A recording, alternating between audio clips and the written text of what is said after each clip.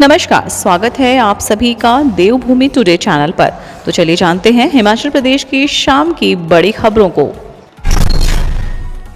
सलोड़ी murder धरी रह गई मनोहर की शादी की तैयारियां, मां के सपने टूटे। चंबा जिले के भांदल पंचायत के सलोड़ी में 8 टुकड़ों में मिले मनोहर के शव पर जारी सियासत के बीच पीड़ित परिवार में मातम छाया हुआ है। मनोहर की मां एक एक पाई जोड़कर बेटे की शादी की तैयारियों में जुटी थी। शहनाई बजने से पहले घर की हालत संवर जाए, इसके लिए भी परिवार कर्ज लेकर ईंट गारे जोड़ रहा था। मनोहर की हत्या के बाद सब कुछ खत्म हो गया। बेटे के गम में मनोहर की मां की आंखों से आंसू नहीं थम रहे हैं। मनोहर की मां के लिए यह केवल जवान बेटे का सहारा ही नहीं टूटा, बल्कि इसी महीने होने वाली उसकी शादी और बहू की सेवा का सुख भी चला गया। उनके लिए यह ताउम्र का दुख है, जिसे बर्दाश्त करने में बहुत समय लगेगा। लगातार बहते आंसुओं के बीच कुछ धीरज बटोर कर वो कहती है कि मनोहर के साथ अब सब कुछ खत्म हो गया। उसके हत्यारों को सिर्फ फांसी की सजा होनी चाहिए। बीपीएल कोटे में आने वाले इस दलित परिवार के 5 लोग एक कमाऊ सदस्य के गुजर जाने से खुद को असहाय महसूस कर रहे हैं। मनोहर खच्चरों पर माल ढोने का काम करता था। परिवार की गुजर बसर का वह एक बड़ा सहारा था। इधर मां इसी महीने अपने जवान बेटे की शादी की तैयारियों में जुटी थी। घर की मरम्मत का काम भी चल रहा था।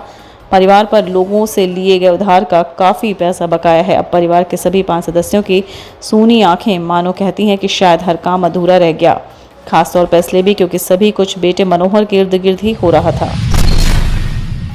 केदारनाथ घूमने गए पालमपुर के 5 युवकों की कार दुर्घटनाग्रस्त, 2 की मौके पर मौत, 3 गंभीर रूप से घायल। पालमपुर उपमंडल के अंतर्गत सुलह क्षेत्र के साथ लगती फरेड पंचायत के जस्सू व सालन गांव से उत्तराखंड केदारनाथ घूमने गए 5 युवकों की कार देहरादून के पास शनिवार सुबह ही दुर्घटनाग्रस्त होने से 2 की मौके पर ही मौत हो गई, जबकि 3 गंभीर रूप से घायल हो गए। 3 घायल देहरादून के दून अस्पताल में उपचाराधीन हैं। प्राप्त जानकारी के अनुसार सुलह क्षेत्र के 5 युवक अपनी कार में उत्तराखंड घूमने निकले थे। शनिवार सुबह वे वापस घर आ रहे थे तो देहरादून से कुछ ही दूरी पर भरनाल पुलिस चौकी के अंतर्गत कार की ट्रैक्टर से भिड़ंत हो गई, जिससे कार में सवार 5 युवकों में से 2 युवकों की मौत हो गई, जबकि 3 गंभीर घायल हो गए। यह मामला उत्तराखंड में पड़ते पुलिस चौकी भरनाला के अंतर्गत दर्ज हुआ। छानबीन जारी है। युवकों के परिजन देहरादून के लिए रवाना हो चुके हैं। रानीताल में बनेर खड्ड में डूबने से 16 वर्षीय किशोर की मौत, 3 दोस्तों के साथ गया था नहाने।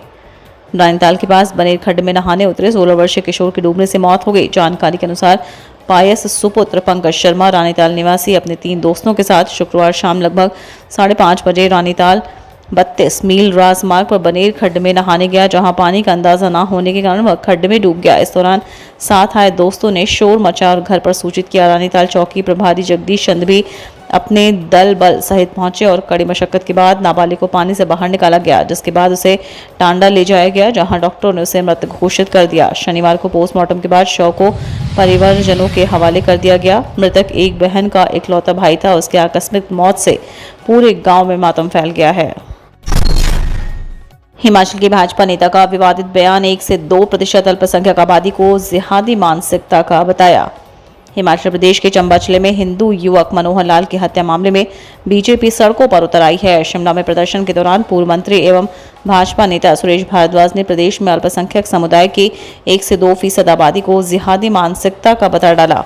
उन्होंने कहा कि भांदल में जिस प्रकार का जघन्य अपराध किया गया, उसके लिए मुख्यमंत्री सुखविंदर सिंह सुक्खू का यह बयान जिम्मेदार है, जिसमें सीएम सुक्खू कई बार कह चुके हैं कि 95% हिंदू आबादी वाले राज्यों में हिंदुओं की पार्टी को हराकर सरकार बनाई है।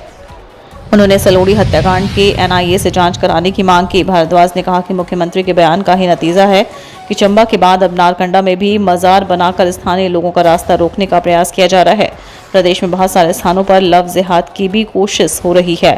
उन्होंने साथ ही ये भी कहा कि चंबा में कई बार आतंकवादियों के आने की भी खबरें मिलती रहती हैं। उसी चंबा में इस प्रकार की हत्या को साधारण हत्या का मामला मानकर जांच की कोशिश दुर्भाग्यपूर्ण है। उन्होंने सलोड़ी हत्याकांड की एनआईए से जांच कराने की मांग की।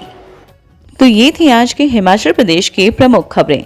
अगर वीडियो आपको पसंद आई हो तो लाइक, शेयर और सब्सक्राइब जरूर करें। धन्यवाद।